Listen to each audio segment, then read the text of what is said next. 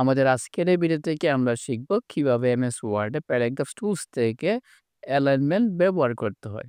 Alignment ব্যবহার করে আমরা আমাদের লেখাগুলোকে সুন্দরভাবে সাজাতে পারি।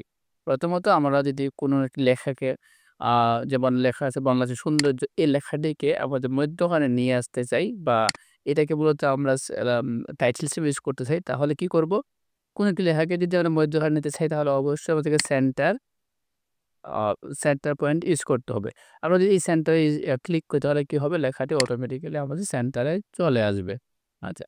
আমরা আবারও এটার উপরে সিলেক্ট অবস্থায় ক্লিক করি, লেখাটি আমাদের বাম দিকে চলে যাবে।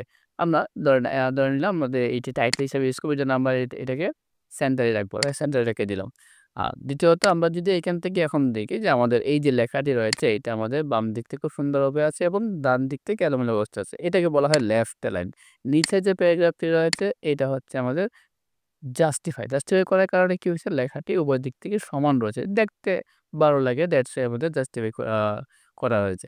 আর উপরের লেখাটি আমাদের যেহেতু লেফট লাইন রয়েছে এইজন্য আমাদের বাম দিকে সমান আছে এবং ডান দিক থেকে এলোমেলো আছে। চাইলে আমরা এটাকে জাস্টিফাই করতে পারি। কিভাবে করব জাস্টিফাই? আমাদের কার্সারটি পেজের উপরে রেখে আমাদের এই জাস্টিফাই টুলস থেকে আমাদের জাস্ট এইটাকে সিলেক্ট করে নেব। তাহলে কি হবে? অটোমেটিক্যালি আমাদের এই লেখাগুলো জাস্টিফাই হয়ে যাবে। ধরুন আমাদের এই লেখাটির নিচের যে প্যারাগ্রাফটা আছে এটাকে আমরা বাম দিকে রাখবো, মানে লেফট সাইড করবো। তো সেক্ষেত্রে আমাকে অবশ্যই লেফট সাইডে যে বাটনটি রয়েছে এটার উপরে ক্লিক করলে অটোমেটিক আমাদের এটা লেফট রাইট হয়ে যাবে।